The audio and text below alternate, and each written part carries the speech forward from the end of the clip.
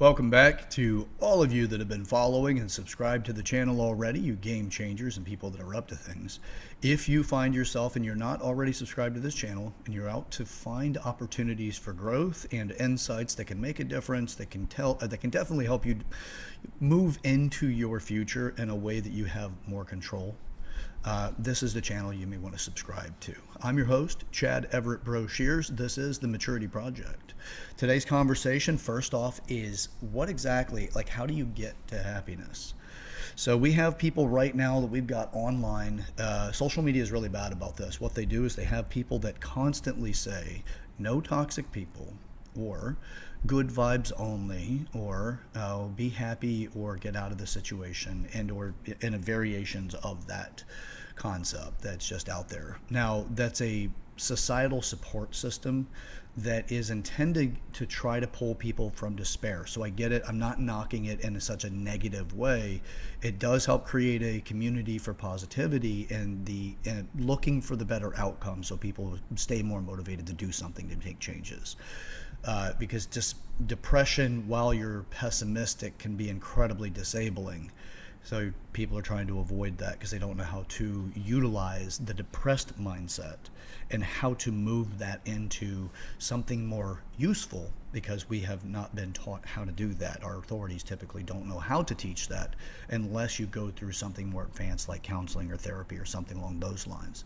So with this 8 areas of maturity, we'll help to start breaking some of those walls of dysfunction down to move you into something more desirable, but it gives you the abilities to see differently about what's necessary in order to move forward. So happiness itself is something that is a personal state. It's not something that's outside of you. No one can give you happiness. They can create the conditions around you that may invoke happiness, but you still have to be the one that chooses it.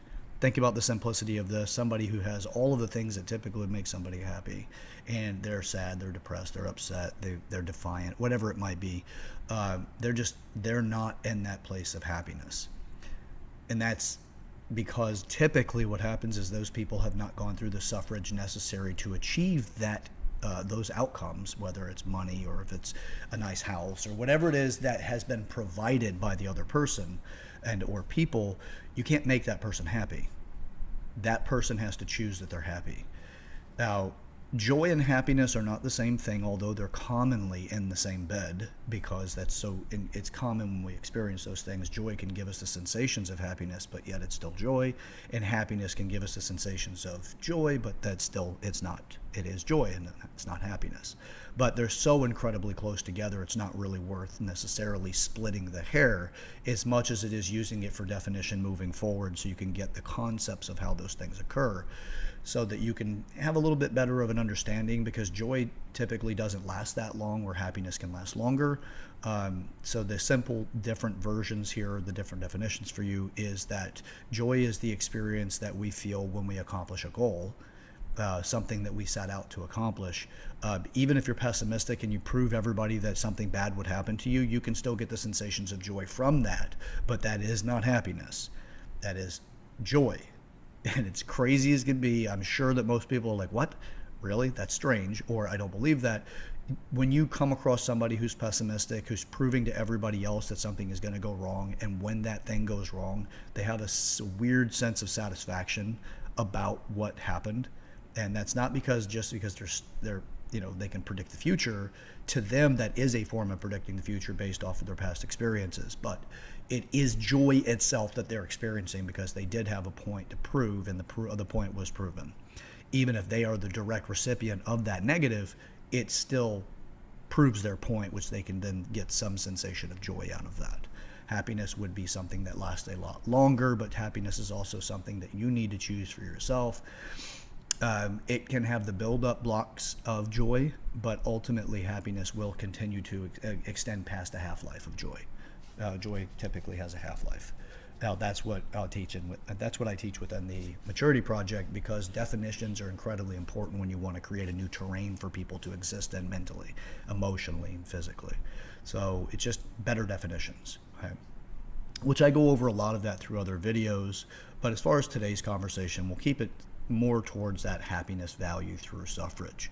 So as you go through challenges in your life, the looking back at a good day's work can give you the sensations of both joy and happiness. Now, if you can look back at it the next day and the next day and the next day, or you can look at the entirety of your life's experience and efforts, then you can say from that, okay, now I'm in that happiness state.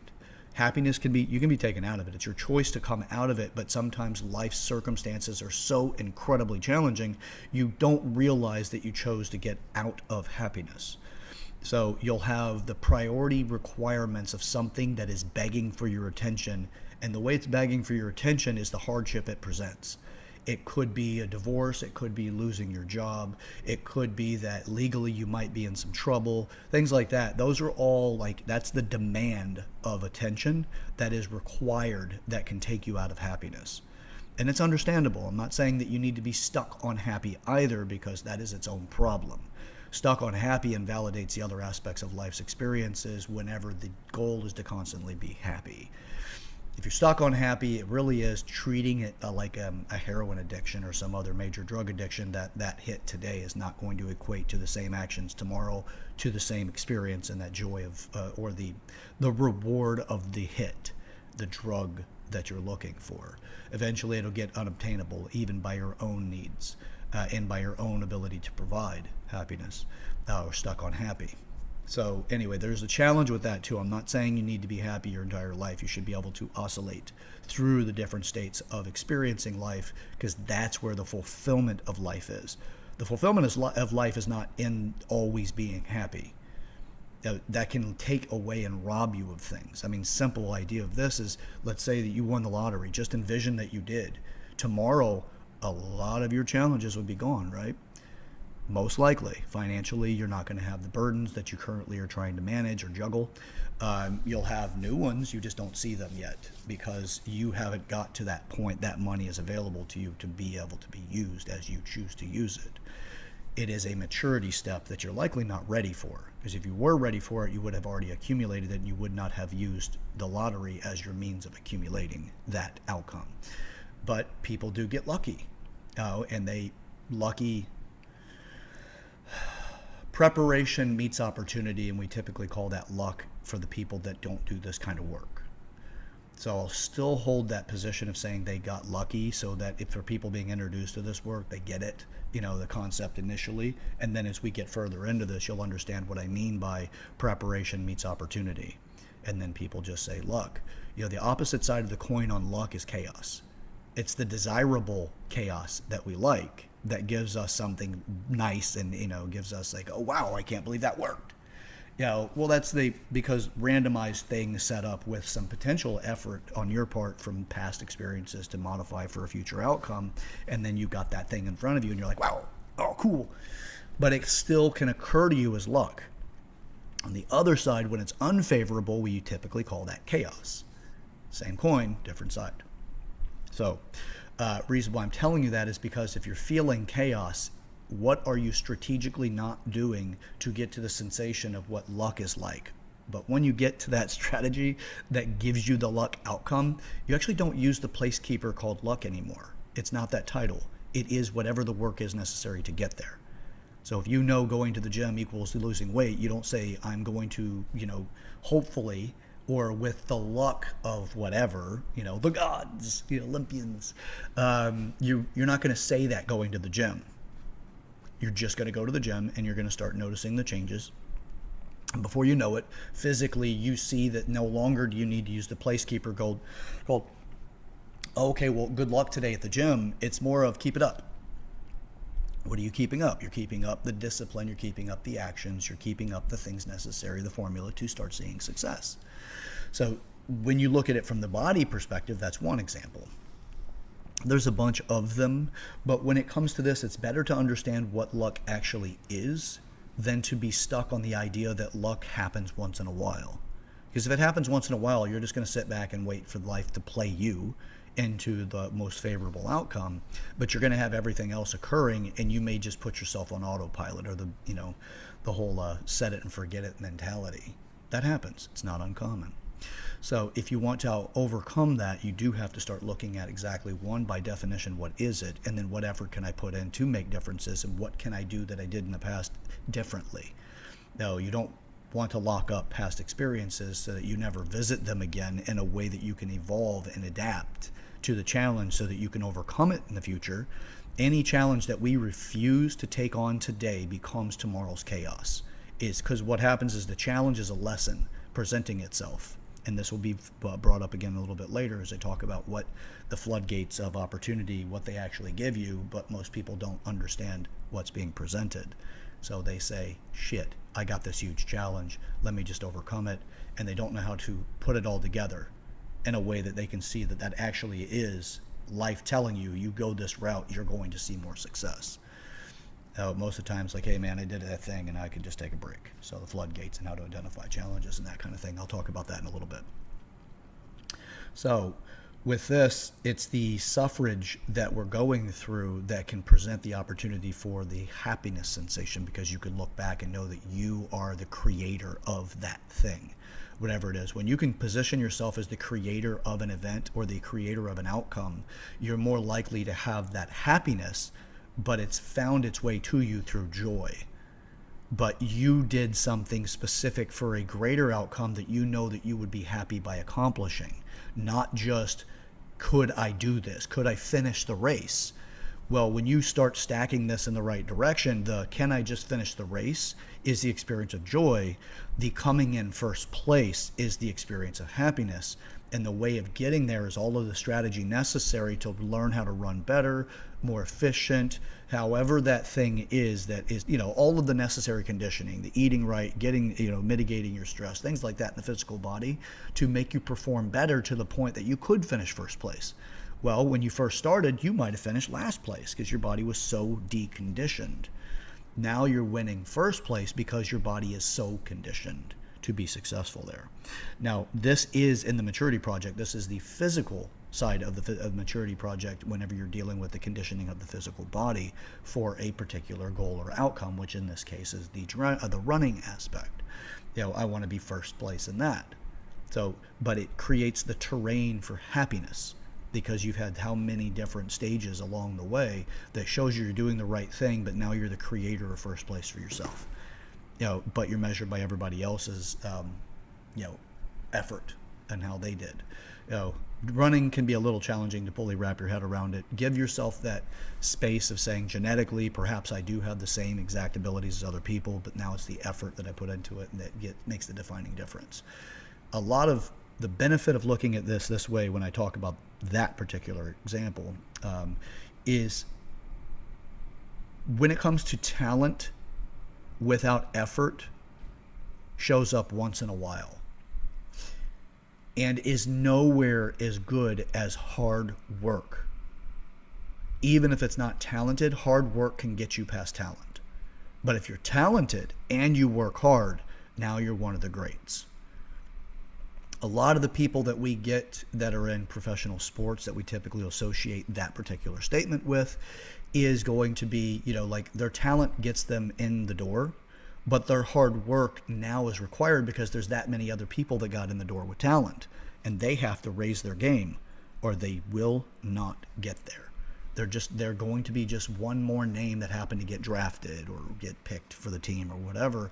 But the ones that'll show up like Michael Jordan or Kobe and them, they're going to show up because they decided to put the hard work behind the talent or with the talent though, and it takes something to get there. For you today, what we should focus on is really just the experiences of joy as we make changes to start creating that happiness stage in our life. Another thing to consider is along the way, how many moments are you going to discredit because of your attachment to an outcome?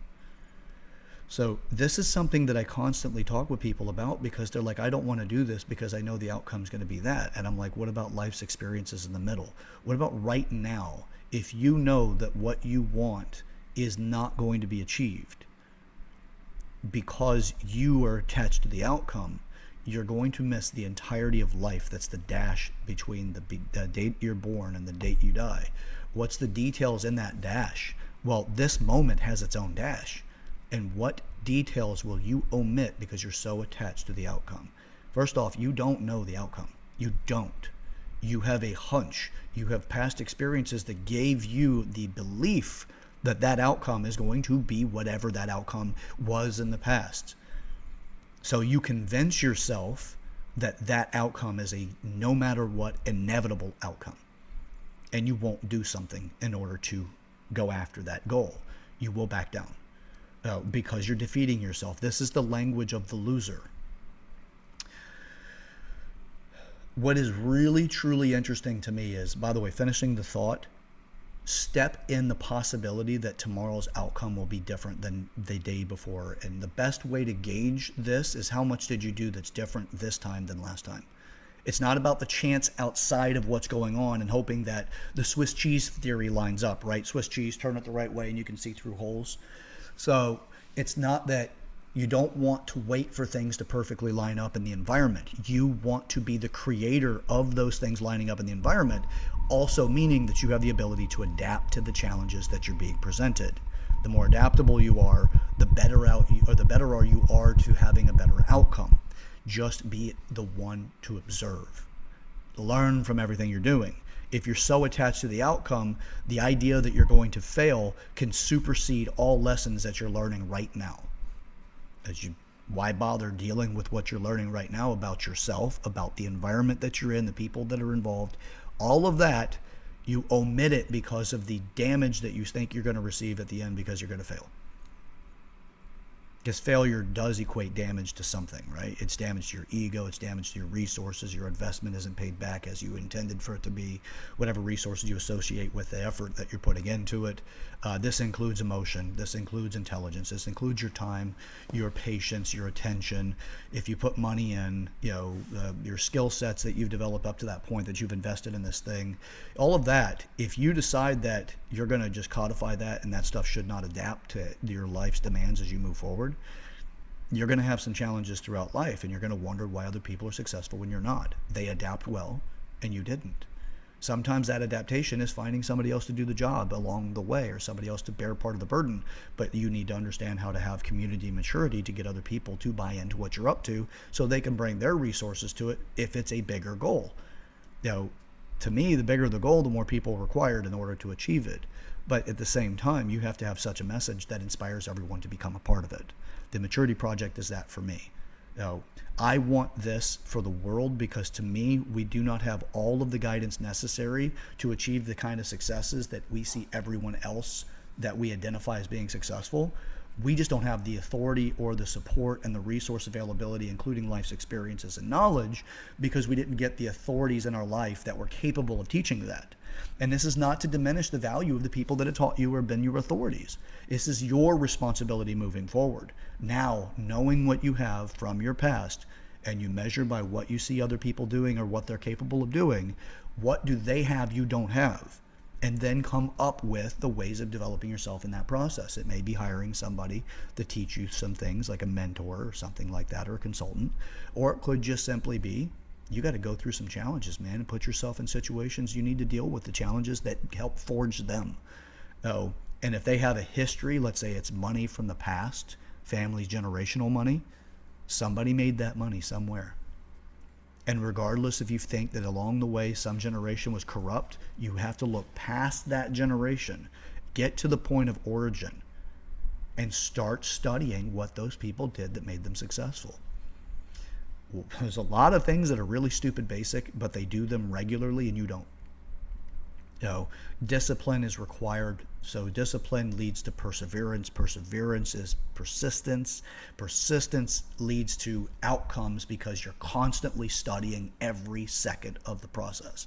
So you're looking for how to do it more efficiently, how to do it better. You don't defeat yourself as soon as you get started in something because you see that it's going a direction that you can't foresee being the outcome you want.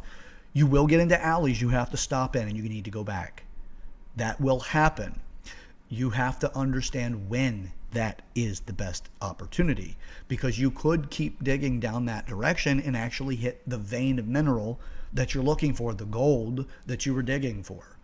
But you're about to give up because you ran into some harder rock.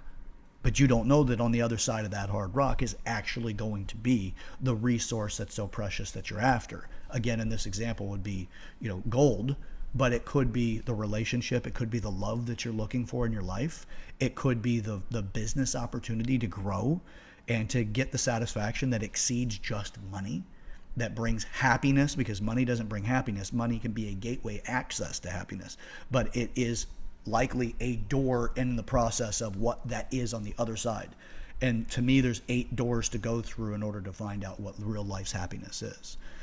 Now, you can have access to those things to some extent, but what you believe is the actual outcome long term to be the happiest and most satisfied and fulfilled in your life, you have had some examples and experiences of that, I'm sure, but you don't know what it's like past that. An example that I give, not to digress too much further, but I use this whenever it comes to, what it's like to realize, that you'd fallen in love. Well, for me, because I do this work, I've done this work since I was a child. Because of the way that I think, this is how I'm developed and geared, because I'm forever curious, and it's a huge strength of mine. But I felt, because I did the work all the time, that I had what everyone else was expressing as being in love, this magical experience that you get. Well, a lot of us, like for me, I would look at it and think, well, these people just don't do enough of the work. I'm not discrediting them. I'm just saying that I chose to continue to work in certain areas. Other people continue to acknowledge that I was doing work and sought out my insights. But I felt that most of the people, because I was regularly approached for my insights, well, then the people that are approaching me did not understand when to do the detailed search or how to continuously look at certain things in order to come up with a better outcome, the insights necessary, the curiosity necessary to truly have a better perspective, if you will, or a more mature perspective. That's the way to put it, is the more mature perspective.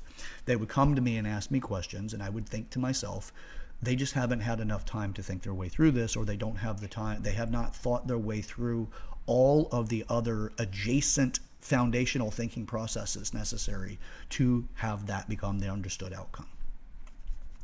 So it was more like they just didn't do enough of the work yet. And that's all it was, is they haven't done enough yet. It's not that I'm better than, so that I can put that out there very easily and clearly. I'm not saying that at all. It was not coming from an arrogant place. I was coming from, or at least no obvious arrogant place on my behalf. I was just looking at it like, well, I've experienced that. I just wouldn't describe it the same, because I did all this work, I've done all this work, or I did all that work up till that point, and I felt that yeah, I've already experienced that. Yeah, I can see how they're describing what being in love is to what I've experienced, so therefore I know what it is. Well, until you fall in love, right? And then you find out, no, what being in love is what everyone has described up until this point. But I had discredited it because I felt that it was just work I'd already done. So what I mean by you don't know what the promised land looks like, because you have had moments of understanding what success feels like and those things. But what's on the further end of that is the more interesting piece, because you don't know what's there. You believe you know what's there. You may have convinced yourself you've already achieved that. And that's fine if that's where you want to stop in the journey. I'm not going to down you for it. But what is there if you constantly are in the process of growth? Look back 10 years from where you are right now and didn't qualify the things that you value the most right now, and did you have it then? If you had a vision board and you said, I want a car, a house, and a girlfriend. Well, okay, 10 years later, do you have a car that you really do like? Is it the same one that you had on the vision board? It may not be. It might actually be something you enjoy more than if you would have bought the other thing. The house, do you have it now? The girlfriend. A lot of times what we do is we get so hooked on the process, we forget to actually qualify the accomplishments. It's good to qualify accomplishments, but it's also good to understand that you continue to develop. You don't know what's on the other side, and just be open to it. What you're going through right now does not mean that you need to discredit it because you don't feel that it's where you should be. Enjoy now. Create that foundation for happiness, but don't be so stuck that you can't leave that terrain. You'll come back to it. if you allow yourself to leave it enough that you can continue to adapt to the new stimulus and move forward.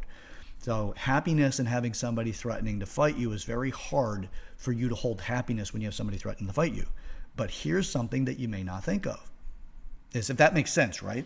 Somebody's threatening to fight you and they're physically capable right now, they could just accost you, right?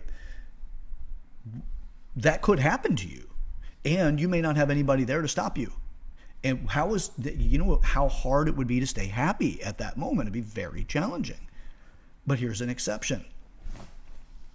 This goes to show you how incredibly dynamic we are as a people and as a species, and how adaptive we are, and what outcomes can be if you stay persistent, right? And you have enough of a strong enough goal to stay attached to it. What if you're a trained fighter? And you know this person really just needs to get their ass kicked, because that will change their perspective and humble them enough that they can get past what's limiting them right now in their life's goals, because they have become their own monster, and you have the ability to diminish that monster and give them access to a better future. Just because you kick their ass doesn't mean anything other than you humbled them. I'm not saying hurt them, than maiming them. Trained fighters typically do not maim people, by the way. They know how to do that, and they therefore know how not to do that. People that are untrained fighters, they're the ones that will hurt people long term, because they're not mature in fighting. They get really excited if they see they're getting the upper hand, and they may do things, or out of desperation do something that actually maims the person. Where a professional fighter goes, yeah, I've got my ass kicked before and I'll get it again if I need to, because I'll learn and I'll constantly grow, and I know how to protect myself enough to at least prevent, potential lifelong maiming, because I know how to, stop a fight if I get into it. They're trained. The point of this is that everyone's happiness is unique to themselves. And this trained fighter can absolutely be happy and stay in happiness whenever somebody's threatening to fight them, if you understand the motivation and the direction that you want to send them in. Because you can be the creator of that outcome, which is where happiness is typically found, being the creator of the outcome.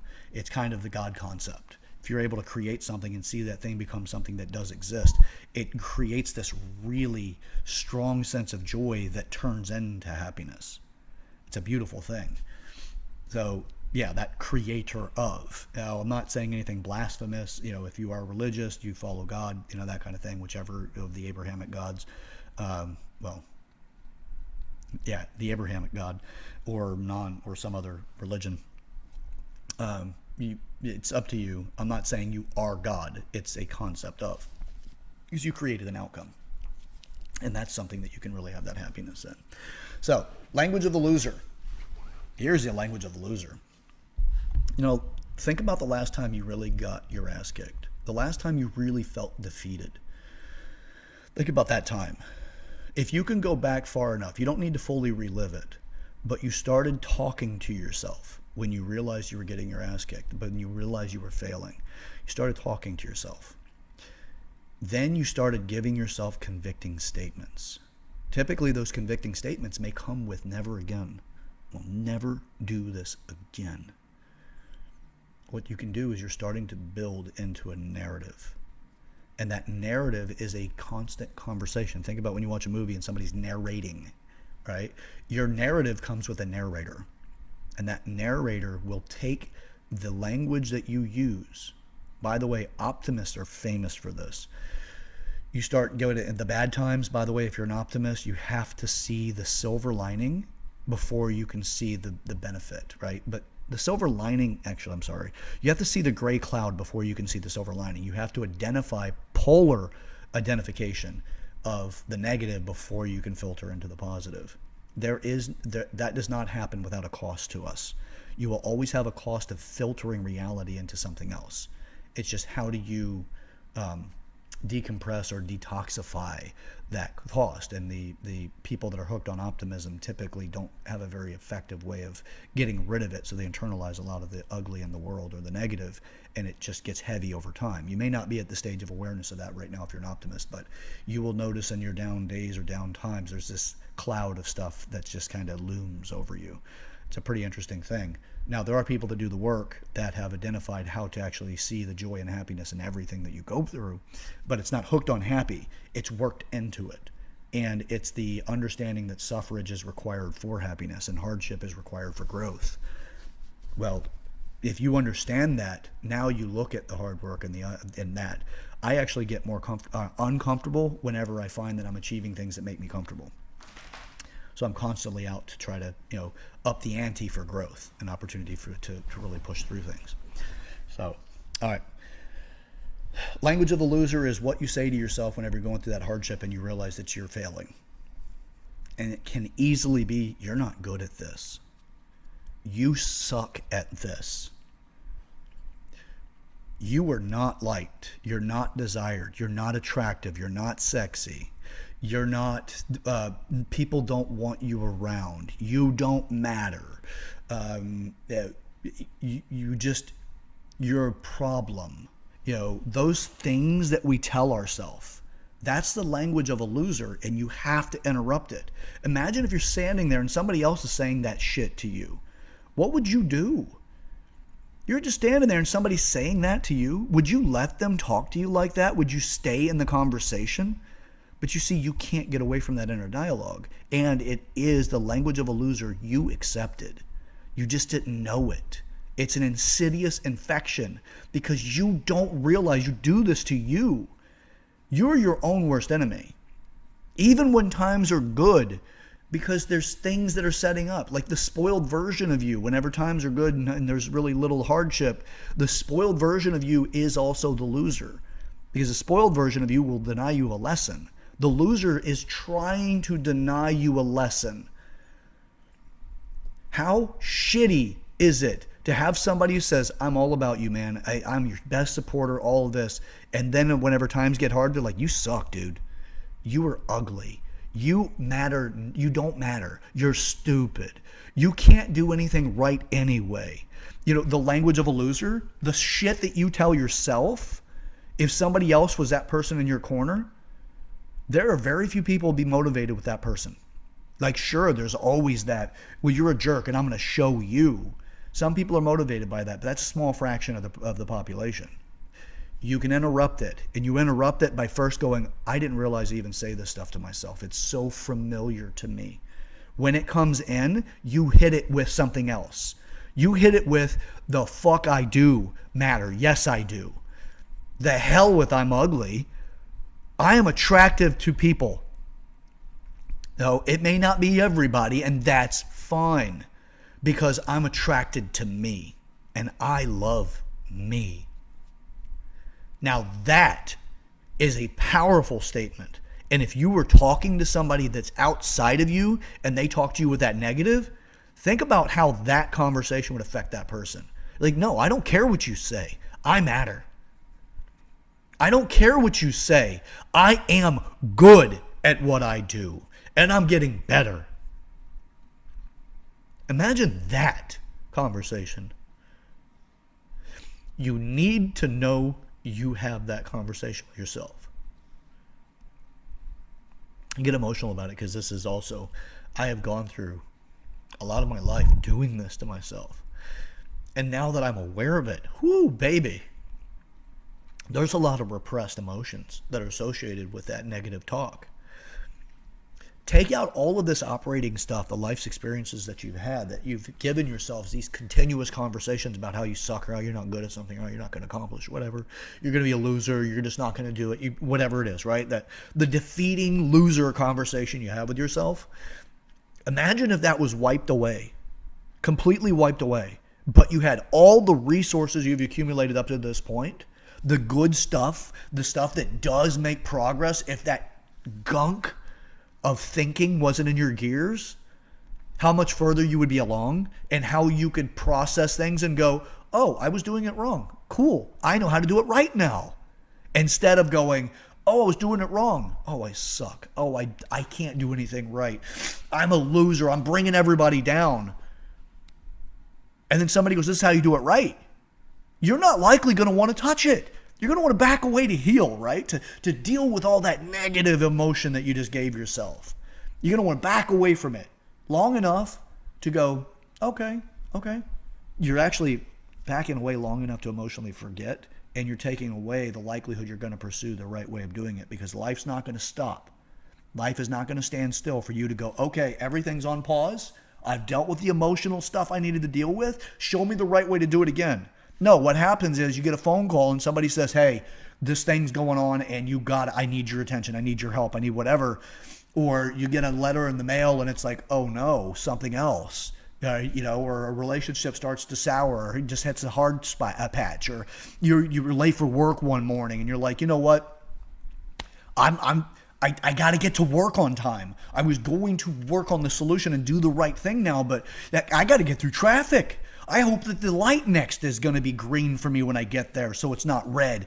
And you just lost your connection to the opportunity to do it the right way, because you had to deal with the shit you tell yourself, the gunk that you throw in your own gears from the loser conversation that you've accepted. You told yourself this, by the way. Somebody who somewhere along the lines a long time ago said something to you that gave you less of a desirable light for yourself, and you let that seed sit in the soil because you had no way of knowing otherwise.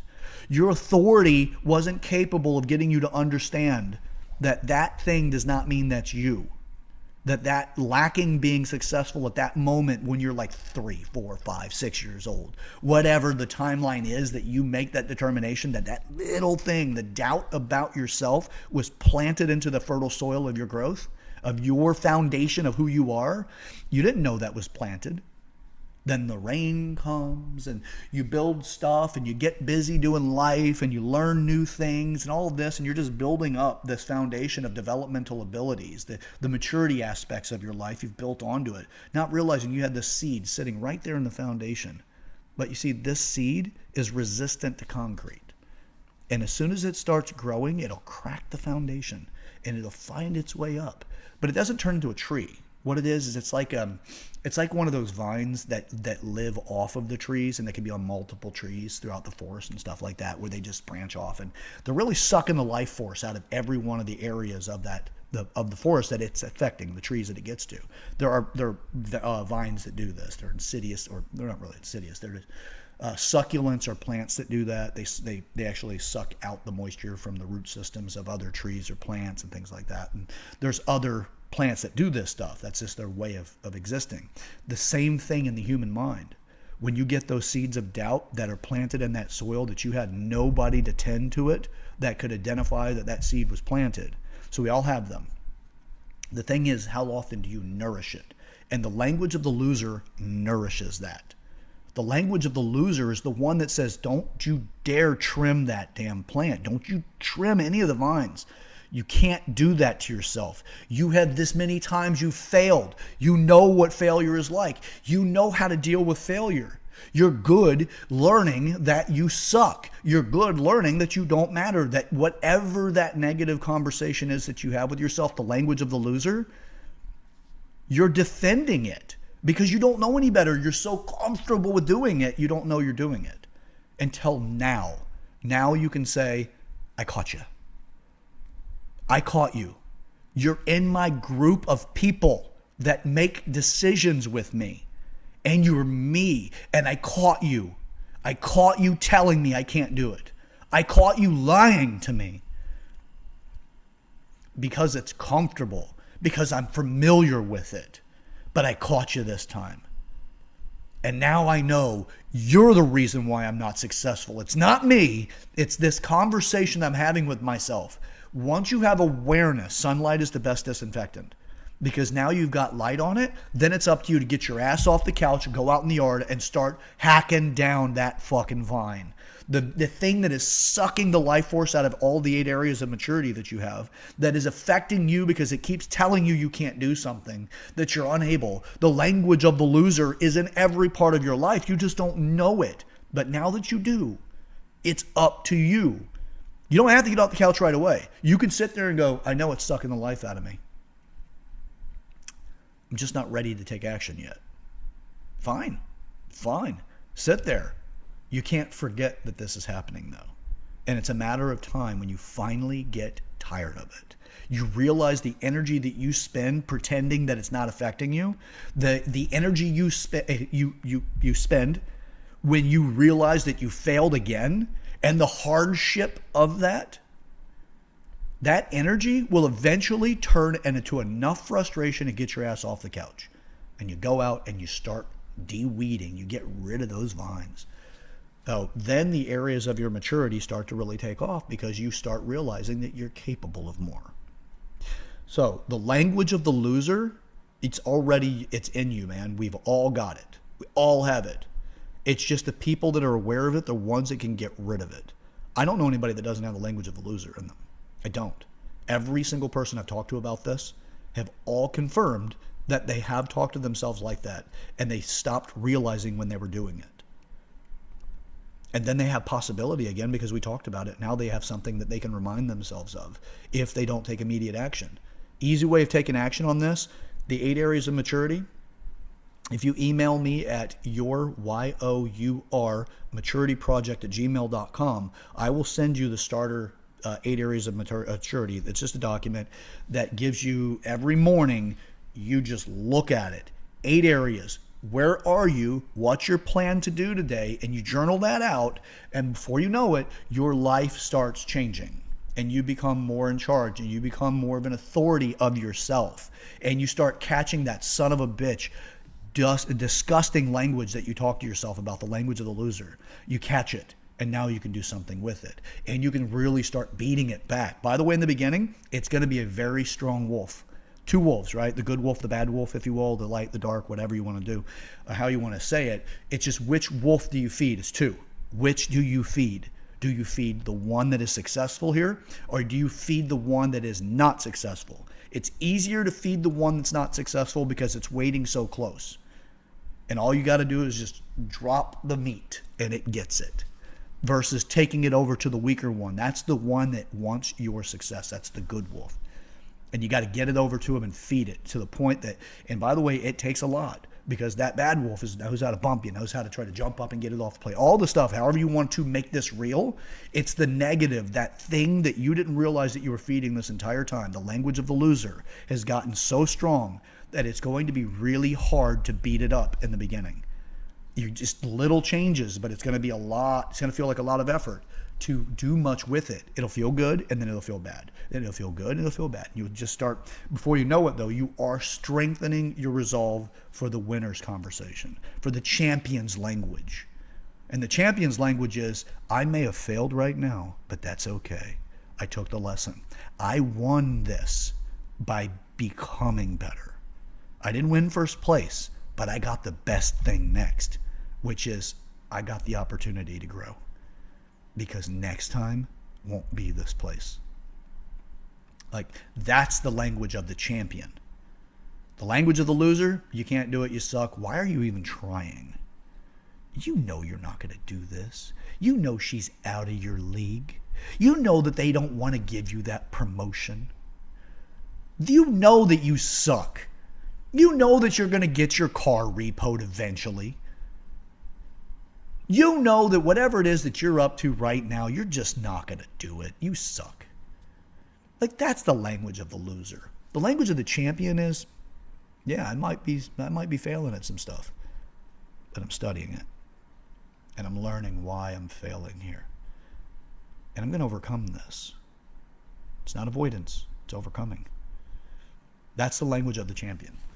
So, now here's something to talk about, and I'll finish it up on this one.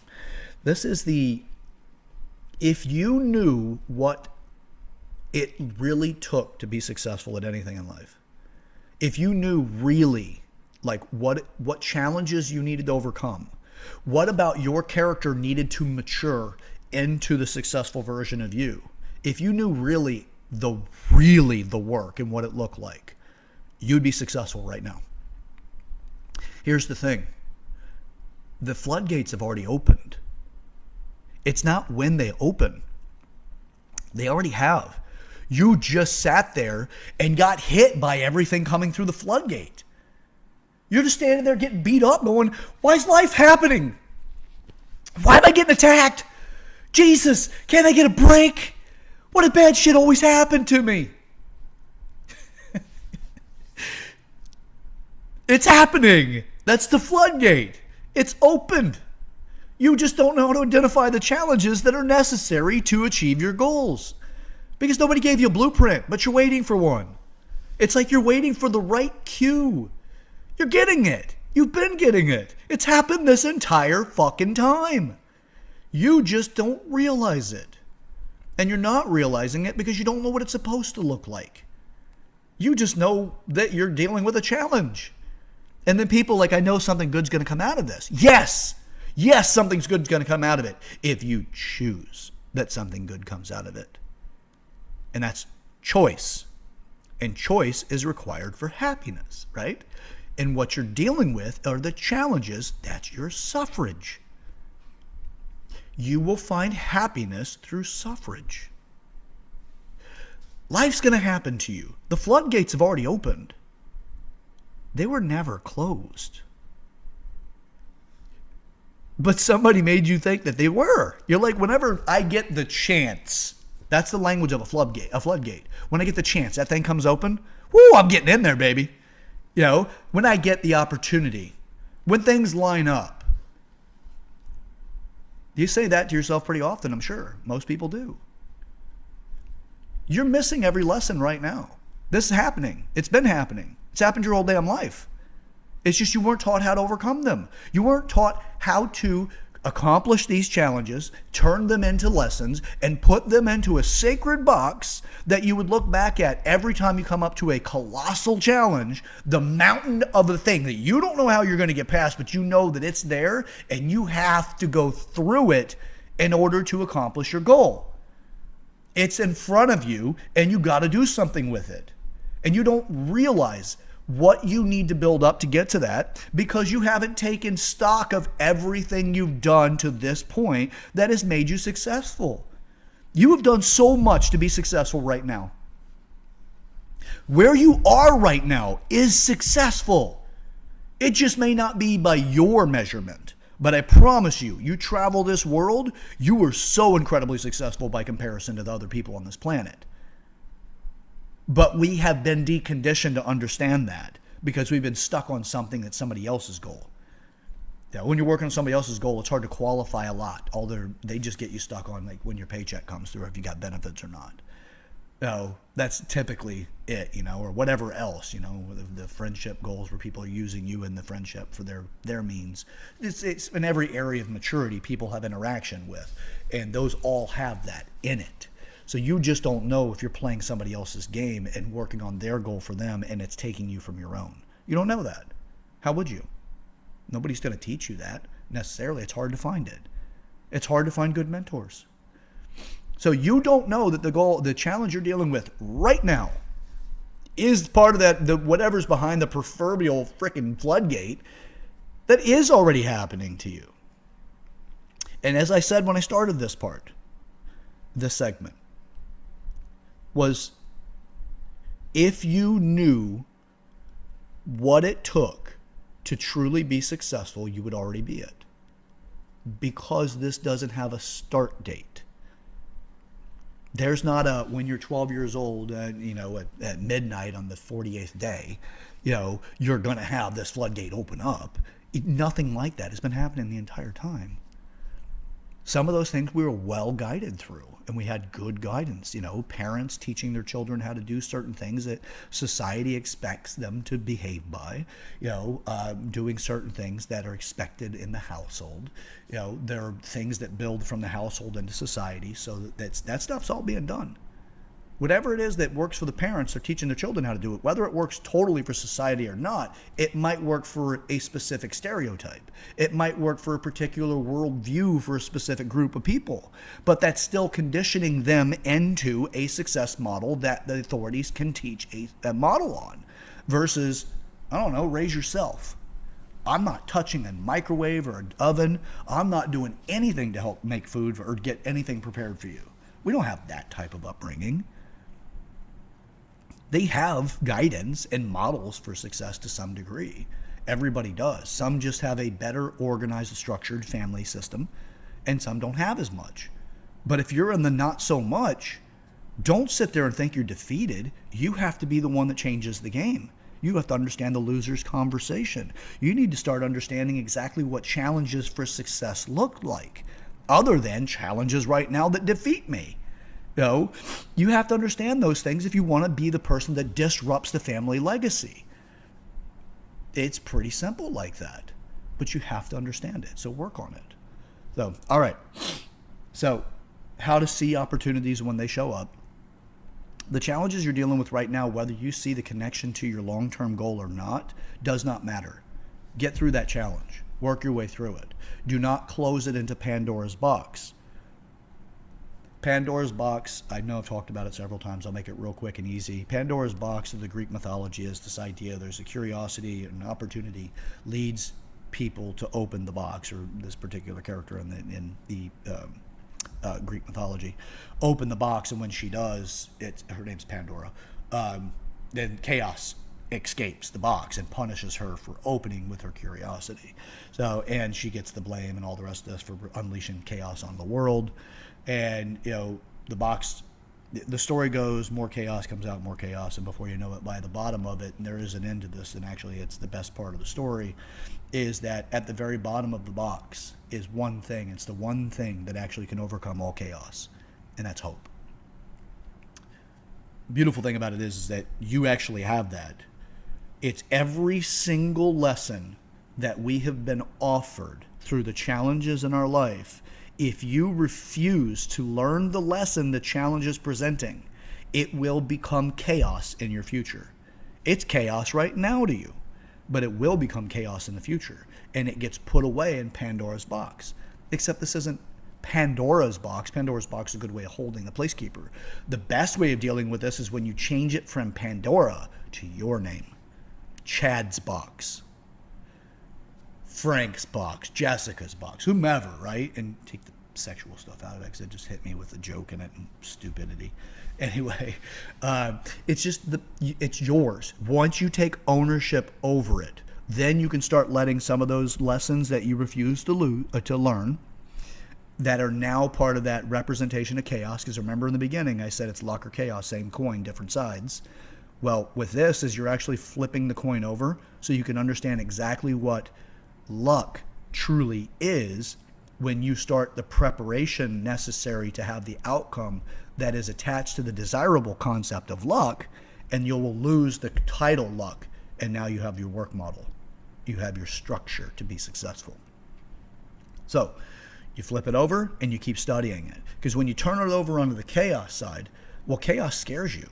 Chaos is destabilizing.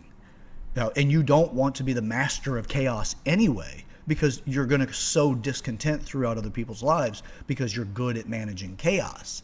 You don't want to be good at managing chaos. You want to be good at completing the lessons that make chaos go away, because it's no longer called chaos when you've learned the lesson.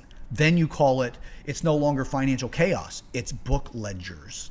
It's keeping your bank account written, not just on a digital device or not even checking it. It's no longer chaos. Because chaos is the experience of the overwhelming emotional state at the moment you realize something has gone awry. That emotional state is a placekeeper sensation that is associated with chaos. So then you're like, I know what chaos is. Ooh, God, chills. Yep. So what that is that is the lessons that you have refused to learn turn into the title chaos. And for every lesson that you have decided that you were going to learn, well, you don't call that chaos, and you actually don't call it luck either. But what you do with your box, right, Pandora's box, after it has released the chaos, it's no longer Pandora's box. When you get down to hope, that's no longer Pandora's box. That is now an empty vessel that you can make into something. So you take every single chaotic lesson that came at you, you refused to learn before, and you start learning it. When you have accomplished that lesson and you have completed it, you put it back into that box, so that when the big old colossal challenge comes along, the thing that you just don't know how the hell you're going to overcome this, because you don't have the vision to get around the thing, right? That's why a mountain is a good example. You don't know what's on the other side of that mountain. You don't know what it's going to take to get you over it or around it. Really, you're going to go through it. You don't know what it's going to take, but I can tell you this. If you've had a box full of victories that you constantly look back at and go, I remember accomplishing this. I remember that. If you can say, before this lesson was learned, this is how potent or strong I was, and after the lesson was learned, I now feel that I've built myself up and I now have newfound abilities or confidence. You can qualify how powerful and the potential you do have. So when you look at that challenge and you tell yourself that is a big son of a bitch, you go from being daunted and overwhelmed by the idea of trying to take it on, and you look at it going, by accomplishing that goal, by accomplishing that challenge right there, I will be that much stronger and more capable or more potent after I accomplish that. Because look at all of this that I've accomplished. And you can go through there and think about every bit of the concern and the worry and all of the stuff that you have already accomplished as an accumulative whole. And then you can look at that big son of a bitch and go, there's more effort in this box right here that I've accomplished than what it's going to take to get over that. That's the champion's mindset. That's also the champion's language. I'm going to overcome this. And I'm going to overcome it. I may not know how yet, but I'm going to do it. That's the champion's language. Now, how do you establish these things? First off, that's not it's not a simple conversation. To make it really simple is this. First, understand 8 areas of maturity: the physical body of your community. So 1's physical, 2's community, 3 is intellectual or cognitive, 4 is emotion or emotional, 5 is finance, 6 is business, 7 is sexuality, and 8 is spirituality or purpose. Those are the 8 areas of maturity. When you have a grasp for each one of those that you currently have in your own and you can assess it, you understand a functional level that you work on a mature level, then you can start working on building each one of those areas up based off of your resource availability. Your desire also falls in that resource category. Energy that you have, resources. If you need money in order to get lessons or tutoring or to take a trip or whatever it is, the financial needs that are associated with it. You go through the 8 areas already, and those are all 8 areas are values on resources. You look at all of that and say, hey, this is what I can do here. Don't neglect any of them, and be careful with your strengths. Because if it is a strength, you're likely to leverage on that. And you, by all the effort you put into that strength, you cannot facilitate equal distribution of effort across all 8 areas. So if you keep leaning on your strength, what are you neglecting that you really need to put attention on? And sometimes it's the thing you're avoiding the most out of the list. And I will say typically that is the answer. You're going to go to your strength because you feel good and you feel capable, but you're going to try to force a round peg through a square hole. So it's just not going to work well. Or a square peg through a round hole. I don't give a shit whichever way you want to go with it, so you don't get hung up on it. But point of it is you're trying to utilize something that doesn't have the most utility there. The formula to be successful in that area is present in the other thing, but the variables are what are blinding you, and you're attached to the variables in your strength. So when you try to apply that to your weakness, you're just not able to reach it. Because you're not seeing the formula, you're seeing the variables. And I don't understand it. It confuses me by the variables. Now, once you understand formula, the way things work together, and mechanically how you think your way through processes to be successful, and you start changing the variables, then you become more potent. Because then you can say, okay, I have a logical process to this, and I'll refine it with every time I need to challenge it. And you challenge it regularly, and you keep refining it. You learn new ways of doing things. It's in the thinking building blocks of experience in life. So you use all those 8 areas. Once you have your foundation for who you are, you could also find out where that negative self-talk is, the seed of doubt that you were given when you were much, much younger. You can find that in the foundation, and then you can start a specialist extraction tool. But first you want to start cutting down all of the vines that are going into the 8 areas that are sucking the life out of it with the doubt conversation or the loser conversation. Then you can start going out there and trim that stuff back. You want to weaken it. And when you get it weak enough, you can go after the seed itself. Now, whether or not you're ever going to be able to do much with that seed, probably going to be there for the rest of your life. You've built a lot on that thing. It's just a matter of being able to continuously treat it so it doesn't grow strong again. It's which wolf do you feed? You're beating the bad wolf back, and you're giving the better or the good wolf the effort. But you got to learn to do that stuff. It's not by accident. That's why you don't see as many really, really good people in the world doing really good acts. You see people that are kind of stuck in that minutia of being good and bad. They're not, there's really little that happens, right? A crime happens right in front of somebody, one person hurts another person, nobody does anything. Nobody tries to protect the person that's the weaker one, you know. That's because those people aren't really good or bad.